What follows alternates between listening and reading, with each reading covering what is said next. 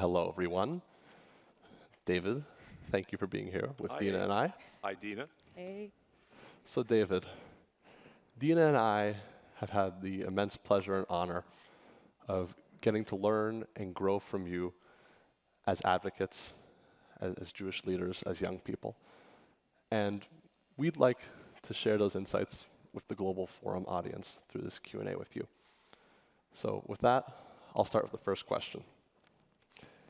Every day, you live, through your example, what it means to be Jewish and proud.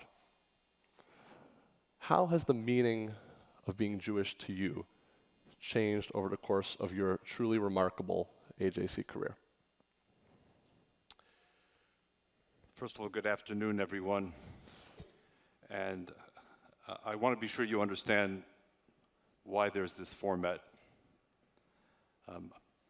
As Bobby said, I asked for this format because I've heard the expression "Lador Vador" pretty much all my adult life, and I didn't want it just to become a cliche. I wanted this to be the last moment, Lador Vador. And I couldn't think of two brighter, more dedicated people with more potential and promise for the Jewish people than Dina Fish, graduate of Brandeis University, and as she describes herself on her Twitter account, A Zionist. hockey fan. Oh, and by the way, proud Zionist. And A. Baker Butler, who worked with us for a year between high school and college, and who just finished his freshman year at Yale. And I can go on about Abe for quite some time, but that's not what he asked me. I hinted at the answer in a way last night, Abe. I went from, in some respects, being an external Jew to an internal Jew. My earlier Jewish identity was largely based on externalities. Because of my family story, I hated those who hated us. And I built my identity around that. And that included my response to the Soviet Jewry challenge, because there was a tyranny that hated Jews and wanted to continue the process, in this case of cultural genocide, so I had to oppose them, as my parents' generation had opposed the Nazis. It was only later, again I said this last night, that I understood that it's much healthier to build an identity inside out than outside in. And I said last night that I had been robbed. I had been robbed by a weak Hebrew school system, maybe by the temptation of sports and other after-school activities. My parents knew very little about Jewish content. I did not go to my first Shabbat dinner until after graduate school. And when I went to that first Shabbat dinner, which Steve and Nita was in Harrison, New York, I had no clue what was going on. I tried to mouth words that I didn't know as they said the prayers and sang the songs. That's how Jewishly illiterate I was, Abe. And that changed because of Soviet Jews. Because when I was in Rome and Vienna, some would ask me questions, basic questions, like what's this next holiday, or what's Shabbat? Now the difference is they had a good reason for not knowing. They had just come out of the Soviet Union, which made a very deliberate effort to deny them that knowledge and practice. What was my excuse? So I actually, in a pre-Google era, which is hard to imagine probably for the two of you, I had to do it the old-fashioned way, and I called my mother in New York. Another old-fashioned reference, I called her Collect. And I said, Mommy, I'm kind of stuck here. I'm being asked all these questions about being Jewish. I don't have answers, and at the time my Italian wasn't good enough. Can you send me some books? So I began studying Judaism and, if you will, Jewish history to stay a step ahead of the questions I knew were coming from Soviet Jews. And that's when I discovered, as I said, that I'd been robbed, and began this lifelong quest to become, if you will, a more rounded, more knowledgeable Jew. Hi, David. Hi, Dina. So after a lifetime of advocating for Jews, both at home and abroad, a key issue for AJC, what would you say is the most significant shift? And are Jews safer today than when you first started your career at AJC? Well, now you're going to pull me into the Brett Stevens debate. Sorry.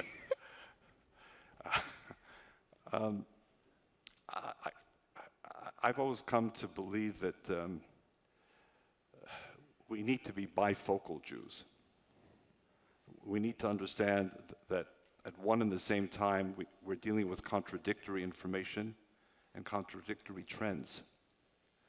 So we cannot be, if you will, monofocal Jews, meaning, sure, Dina, it's all better and get a good night's sleep, which is what I would love to say. In fact, I'll go a step further. When the Jews can get a good night's sleep, that will be an inflection point in history. And I mean that quite seriously. We're not quite there yet. So I think we have to learn how to deal with the contradictions inherent in Jewish life today. I can easily argue that we are the most privileged, fortunate Jewish generation in the history of the Jewish people. It's pretty obvious to me. We're blessed with the sovereign state of Israel. It's a success story. You heard the numbers with respect to Jewish life in America. Compare it, I'll put it differently to the audience. Is there any year in history that anyone in this room would rather return to than the year 2022? I can't think of one. So in that respect, we're lucky. Hallelujah. But that has to coexist with an opposite trend, and we have to learn to kind of live nimbly. And that's, I think, in a way, as part of the Lador Vador story, that's what I think your generation has to come to understand. Brett said it rather dramatically, but history is not necessarily a linear force. It doesn't simply go along a straight line from A to B to C. History can reverse course. History can change course. And Lord knows that Jews are usually among the first to sense it and to grasp that when history changes course, there are likely to be implications for us. So, I've taken the view, as some of you know who write to me, in the middle of the night and get an answer. I've sort of glibly said that sleep is overrated. Or now that I'm a more well-rounded Jew, I can quote Psalm 121. The guardian of Israel shall neither slumber nor sleep. I've taken it perhaps too literally. But don't, Dina and Abe, ever ignore that message in Psalm 121, even as you savor all of the fruits of Jewish life in the year 2022. Thank you, David. Now, another weighty question. I'd like to ask you about interests and values. As the Jewish people, we have such rich values, but what do we do when our interests and our values conflict? How have you dealt with interests and values? What have you done when they've conflicted during your long career at AJC? Well, in a way, to first depersonalize this, Abe, we have this illustration before our very eyes today with President Joe Biden, to take a timely moment. This morning, I think at 8 o'clock, the White House announced that he's going to Saudi Arabia. Now, review President Biden's comments with respect to Saudi Arabia in the last couple of years, particularly after the murder of the journalist, and more broadly, his comments on human rights questions.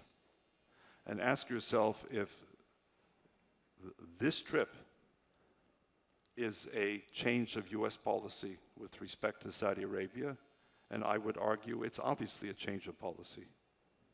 By the way, I would also argue it's the right change of policy. Or take the issue of the energy crisis as a result of the Russian invasion of Ukraine. Was it the right decision of Germany under Angela Merkel and under pressure from the Green Party to eliminate all peaceful nuclear reactors in Germany? By the way, while France was building additional ones. President Biden has now asked OPEC countries to increase oil production, even though his party presented a platform that looked to a post-fossil fuel world, including the elimination of pipelines under construction in our country today. What am I saying, Abe? That purity and pragmatism often collide. And in our world, I believe we need nimble pragmatists who don't leave values behind, but who understand that when there is this immovable force of two powers in equal and opposite directions, being a purist is unlikely to be the right response. So we've had lots of clashes at AJC over the years, and time permitting, I can go through case studies. I think one of the most obvious for me and one of the most difficult was the Armenian genocide question. Now, in and of itself, it should be a simple question. There was a genocide. It's been documented by too many people to pretend otherwise, notwithstanding Turkish propaganda. But I'm going back now 15, 20 years. The Turkish government was prepared to punish any institution or any country that openly spoke about the genocide. And in the case of us, AJC, we were quite explicitly told there will be damage to the Jewish community of Turkey. The Turkish border, which had been used by escaping refugees, Jewish refugees from a neighboring country to the east, visualize the border, will be shut down. And we will obligate the Turkish Jewish community to sever its association agreement with AJC. That was the reality we faced. And there was a direct clash between our values. We, the victims of genocide, were going to deny a previous victim of genocide of their sense of self and history. On the other hand, would we bear the responsibility for the consequences if the Jewish community of Turkey would be punished? And who knew in what ways? So these are very difficult issues in the real world, Dave. I don't want to speak about what happened in what we used to call a skull session at Yale or Brandeis.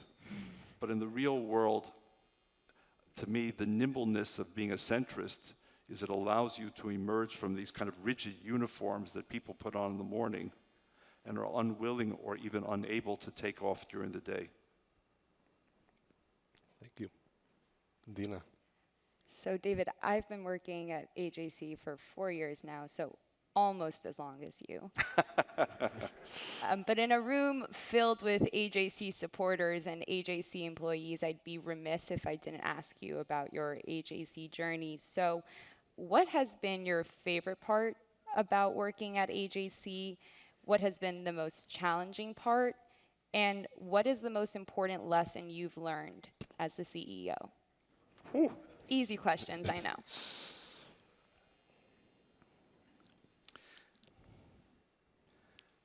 I can honestly say, and our world is filled with happy talk, the assumption that tell the audience what it wants to hear. But I can honestly say, Dina, and I think my wife said it in her own way yesterday, and wow, was I proud of my wife last night.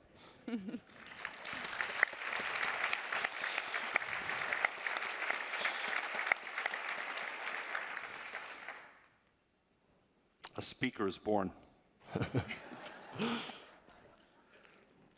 But my wife, I think, more or less said it. I'm the luckiest person in the world. I never had a job. I never went to a job. My job was my life, my mission, my passion, my calling. Someone paid me to do this?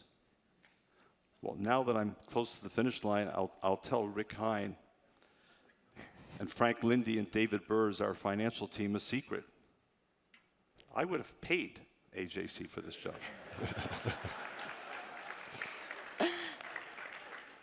That's the God's honest truth. I wouldn't have paid you a whole lot. No other source of income. But I was a kid in the candy store from day one until today, and I intend for that to be the case until close of business on September 30th. The challenge, there have been many. I think the biggest challenge, again, was expressed by Steve Boehm and perhaps others yesterday. The organization that I, if you will, inherited in September 1990 was on the brink of closing its doors forever. This was the perspective of some of the media who wrote about it. So and this is no false modesty, I said last night, I ran away from the job. Sholem Kome was chasing after me. I did not want this job. I wanted to stay in Potomac, Maryland, in that idyllic place where we were raising our family and we were very happy. But when I accepted the job, what did I find? The organization was very close to bankruptcy. The organization was suffering from incredible mission creep. There were exceptional, and Bobby, you'll know this from your dad, exceptional lay tensions, staff tensions, and then lay staff tensions. And an outsider looking at AJC and asking, what's the purpose of this organization today, would have been hard-pressed to find the answer. I had zero management experience. I could not read a balance sheet. I had never raised $5 for AJC. That's the gift Sholem Kome gave me. So the challenge was trying to reimagine an organization on the one hand, but the reimagination is actually the easier part, in a way. It's the actualization of the vision that's the hard part, because you can visualize on your own. I can run around the reservoir in Central Park and visualize in the morning, and then try and navigate around my wife's aversion to sweat and need for coffee. So for me, that's the fun part. I love that. The hard part is the realization that the actualization requires a team. Alone, it's impossible. So how do you engage a team? How do you motivate a team? How do you build a team? How do you rebuild a team in order to take the visualization to the next stage of actualization? That was the challenge, Dina. It turned out to be a very happy story, but it wasn't a simple overnight story. So David, unfortunately we're running a little low on time, but we have just a few more questions to ask you. I have 41 more years to cover. But remember, this story began in 1979. It was 11 years later that the transition occurred for me. So here's a question. when I was working for you, I had the chance to see firsthand how you wake up at 4 a.m., sometimes when I'm going to bed. That's true. Yes. You respond to emails within 5 minutes, if not less. You've maintained intense, unwaning motivation over 50 years. And my question is simply, how? What advice do you have for our audience here today? Well, the how is the second question, Abe. It's the why that precedes it. And if you can satisfactorily answer the why, and in my case, I don't think I need to repeat for this audience the why, the how follows the why. So, as my wife and children will attest, the word vacation has been deleted from our vocabulary. I've not taken a single sick day at AJC in 32 years. I had to have a couple of minor surgeries on my eye and my knee, but that was it. I've not taken a single sick day. As I said earlier, it's not because I'm some kind of martyred figure. It's because I love what I do, and I don't know how to separate myself from what I do.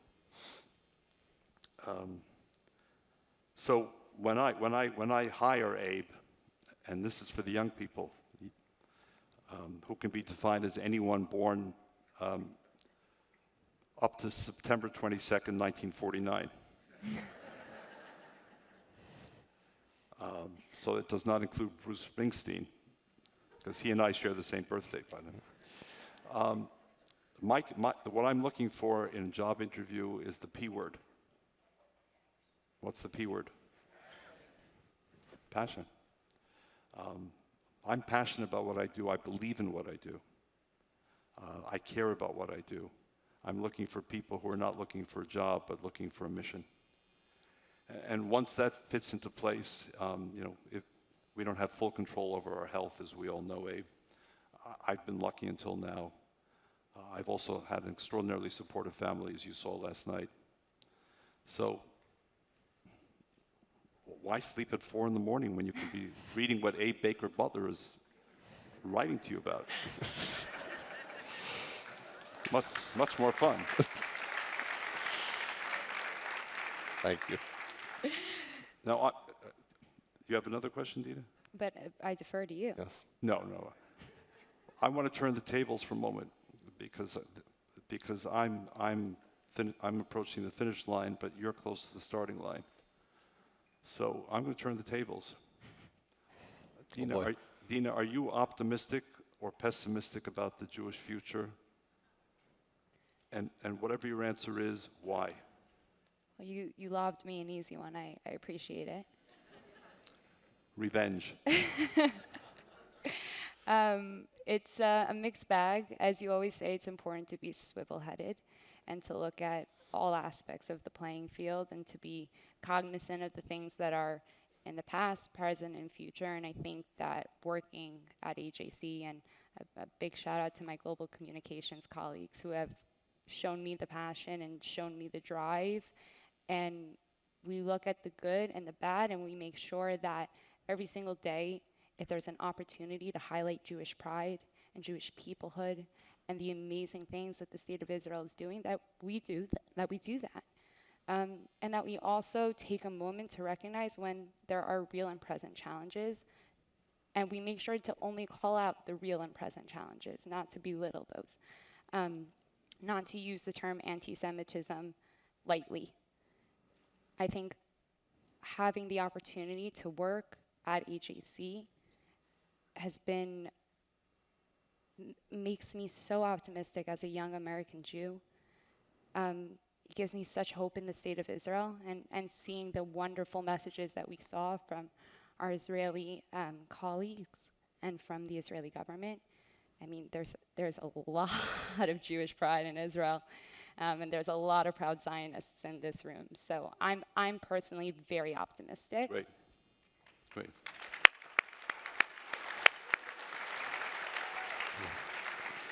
Abe, where do you fall on the spectrum, optimism, pessimism, as a Jew? Well, I could do a tevya, and the one hand, the other hand. I think I fall very similarly to Dina. The challenges are huge, as we just heard in the great debate, but I'm very optimistic, and that's in no small part because of the peers I've had the chance to meet and work with through the Leaders for Tomorrow program, through AJC in general. I mean, this community of activists and leaders gives me hope. And then Israel is another reason. Israel is the realization of a historic dream, and we're experiencing that now.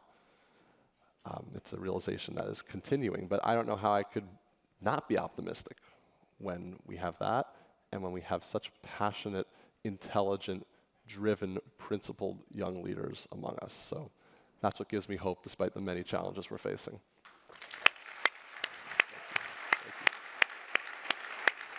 Back to you. Thanks, David. So thinking of the world your grandchildren are going to grow up in, and by the way, I just have to say, they are adorable. They really are. I guess we're pivoting the question back to you. Are you optimistic or pessimistic about the Jewish future? And what can we, Abe and I, and the other young advocates in this room be doing to ensure a brighter and more positive future for Jewish children in America? I think what you not only can be doing, Dina, but must be doing is believing in the possibility of a brighter future. Let me illustrate. I entered college in 1966. Dial back, 1966. Israel was 18 years old, and within 1 year was going to be threatened with a war of annihilation in a country whose narrowest border was 9 miles wide. As George Bush famously said, there are some driveways in Texas that are longer than Israel is wide. And there were predictions galore that whether it was because of outside threats or internal divisions, Israel could not survive. No water, no natural resources, Ashkenazi Sephardic splits, Jewish Arab splits, external threats, put it all together. In 1966, several million Jews were trapped in the Soviet Union with no hope of leaving. None. The word emigration, emigracja, did not exist in the Russian vocabulary. In 1966, no Ivy League university in the United States had ever had a Jewish president. And I'm not sure exactly what year, but I think it was a few years later that Irving Shapiro became the first CEO of a Fortune 500 company in the United States who was a Jew. The idea in 1966 that there would ever be an African American president of the United States, a female president, a serious Jewish candidate, a serious LGBTQ candidate, was completely beyond comprehension. And when I came on campus, the dominant culture was a word that is almost lost in the English language today. WASP, white Anglo-Saxon Protestant. Now, you may say, and I would agree with you at your stage of life, that, well, that was 55 years ago, and wow, David, 55 years is a hell of a long time to wait for change. I would say in the sweep of recorded history, 55 years is a flash in the pan. So fast forward from 1966 and now 2022. Do I have to even fill in the blanks? Israel is one of the world's great success stories. Not only able to defend itself, but whose population is growing and whose role as a 21st century problem solver puts it among the top 5 countries in the world, I believe, when it comes to the challenges of this century. Do I have to keep going? Where's the Soviet Union today? Most of you don't speak Russian, but there are a few of you who do. The Soviet Union was called Sovietsky Soyuz in Russian. My favorite word in the Russian language today is bывший. Who speaks Russian? What does bывший mean? Former, as in former Soviet Union. 1 million plus Jews have settled in Israel. How many have settled here? And in the 15 successor republics of the Soviet Union, Jewish life has been reborn. The efforts of the Nazis and the efforts of the Stalins failed. Look at our politics today in terms of diversity. Okay, we still have a ways to go. And we're at a stage where if there's not a Jewish university president in an Ivy League institution, we ask what happened to that institution. Because so many of the others are led. And the Fortune 500, people in the business world know better than I. Believe in the possibility of change, not because it's some abstract notion, but because it's happened on the watch of many of the people in this room. And never stop believing. And my final thought. In 1969, Sam Klieger will correct me, 19 families from Soviet Georgia wrote a letter to the United Nations. And the essential message of the letter was, Shelach et ami. Let my people go. They took on the greatest totalitarian nation on earth. On earth. And they paid a price for it, but ultimately those 19 families prevailed. We don't have the power of the state, but we have the power of faith and resilience that led those 19 families to say, we're Jews. You're not going to deny us our identity, and if you're not going to allow us to live here, we're determined to leave and start a new life. Dean and Abe, that's the kind of thinking we need. And then the gift is, you're not alone. You have this platform, AJC, which has not just been a witness to history, it's been an author of history. So don't ever allow AJC and don't ever allow others to become prisoners of history or bystanders of history or observers of history. What Israel has taught us, take history into your own hands and chart our own destiny, and don't allow others to do it for us.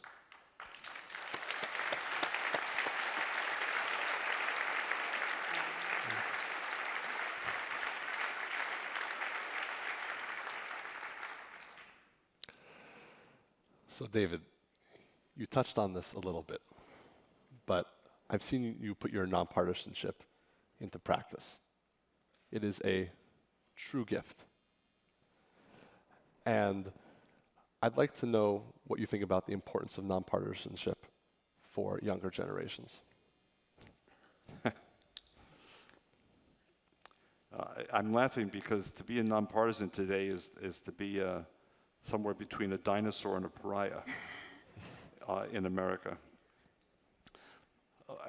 Abe, I think it all depends what the starting point is. If the starting point is doctrine and ideology, then be a partisan.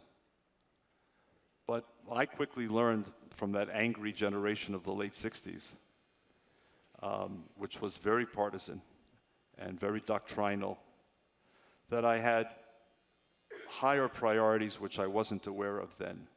And they came into focus during the Yom Kippur War of 1973. Because what happened? What happened was that after the heyday of the Six-Day War, many thought Israel was invincible, only to be caught by surprise, face an extended war, be unprepared for the supply chain of that war, and need to rely on one country and one country alone for the possibility of replenishing weapons and weapon systems and spare parts. And which country was that, Abe? That it relied on? United States. And who was the president of the United States in 1973? Richard Nixon. How many Jews had voted for Richard Nixon? versus how many Jews have been out in the streets calling for his removal, defeat, conviction. But the fate of the state of Israel in October 1973 depended on Richard Nixon, the Nixon White House. No, it didn't depend on Henry Kissinger. It depended on Richard Nixon. And that's where I had my lifelong lesson in nonpartisanship, Abe. Because I discovered in that moment I cared more about Israel than I cared about the uniform my friends were wearing, the political, ideological uniform they were wearing. And that's where the clash between purity and pragmatism also came into play. I hated Richard Nixon, perhaps, but I needed Richard Nixon. I'm not saying this because I had a direct line to Richard Nixon. I did not. But that was my lesson. And that was followed by a second lesson. I cared about the well-being and fate of Soviet Jewry, and I knew there was only one country in the world outside the Soviet Union that could influence Soviet behavior, and that was this country. So I knew that if I wanted to help defend Israel's survival and security, or help rescue Jews in the Soviet Union, I need to be able to engage with whoever was in the White House and whoever dominated the Congress. It's as simple as that, Abe.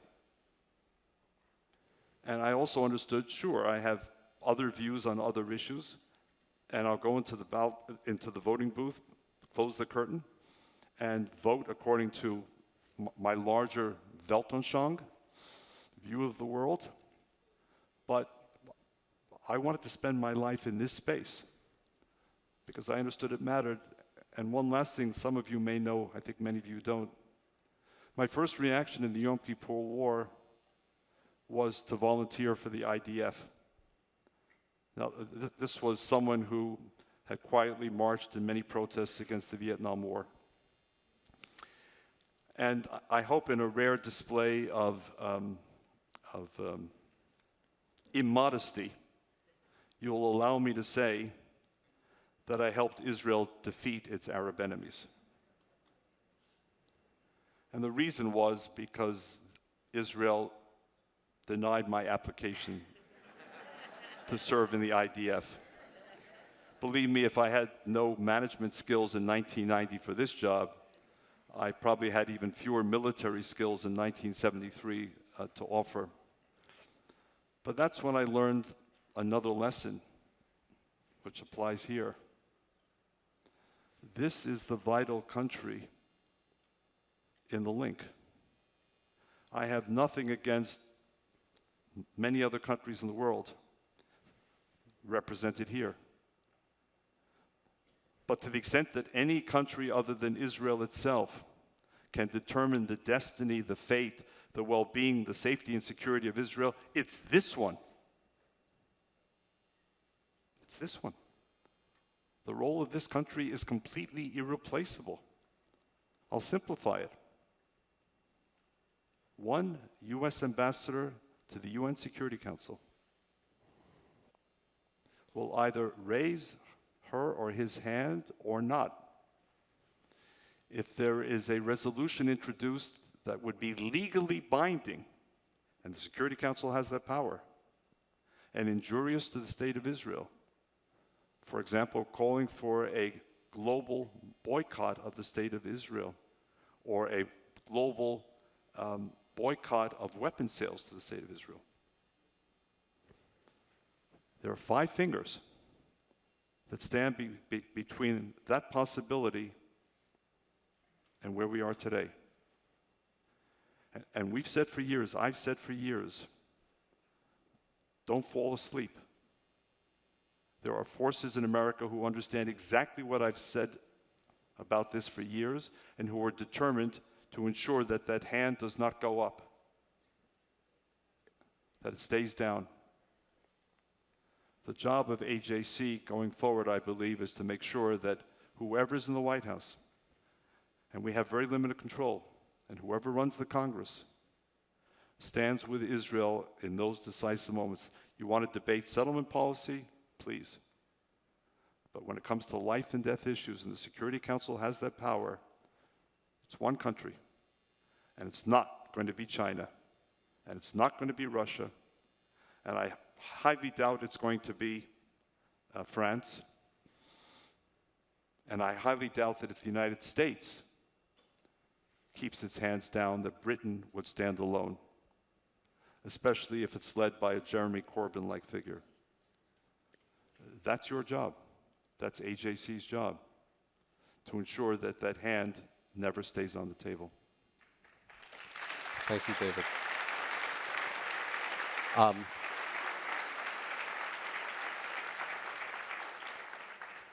It's been truly wonderful having the chance to speak with you in front of this global audience. And we'd now like to offer you the opportunity to share some closing thoughts with the global audience. How many hours? Well, very simple. I would be completely remiss if I didn't immediately mention 5 names. Belio Eli, Gillian Laskowitz, Leslie Cleon, Daniel Silver, and Claire Bailey.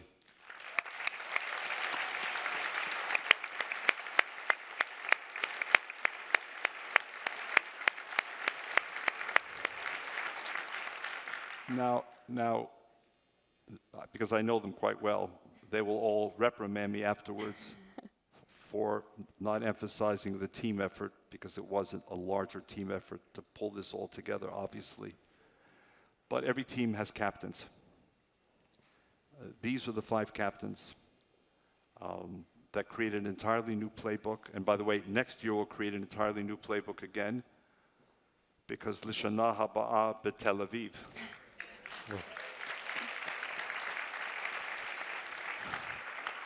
And follow Bob Grease's example and bring 14 family members.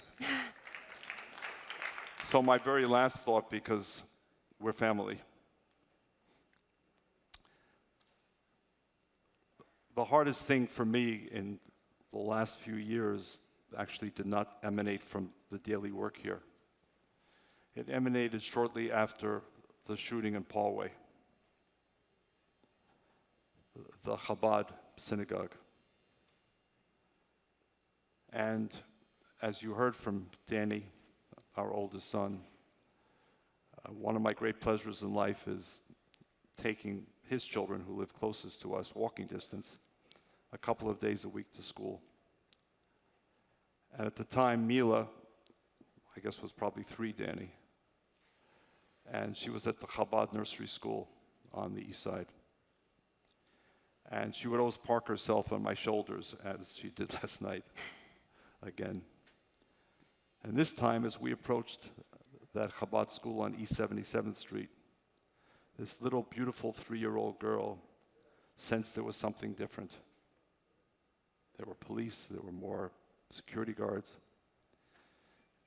And she said to me, "Papi, what's happening?" I never in my life visualized having to grapple with an issue from my 3-year-old granddaughter on East 77th Street in this city, triggered by a deadly hate attack across the nation. But Chabad was presumably a legitimate target, as were other Jewish sites. And I want to paraphrase my wife's very last sentence, which she said through tears, and I'm not sure I'll be able to say it without the tears. Don't let any 3-year-old Jewish child ever have to ask that question. That's the job of AJC. You have lots of other jobs, but when it's crunch time, it's that 3-year-old Jewish child and her right to go to the nursery school of her parents and family's choosing, and to be the person she wishes to be, just as it's the right of Israel, as the sovereign expression of our quest to return after nearly 1,900 years of exile. 75 generations of Jews saying next year in Jerusalem, Don't ever force them to say that again. Not in the geographic sense, the metaphysical sense, something else. That's the essential job of AJC, I believe. The rest is obviously important, it's daily, it's timely, but at the end of the day, let's focus on the core mission. The core mission are our 3-year-old Jewish children living in places like New York and other cities, and our core mission is to make sure that that American hand never comes down, and the President of the United States, whatever the party may be, will never refuse the needs of an Israel at war. That's the ultimate mission of AJC, and I hope that will never, ever be in doubt, because my family, as my wife said, our 4, soon-to-be 6 grandchildren entirely depend on you. No longer on me, on you. That's your job.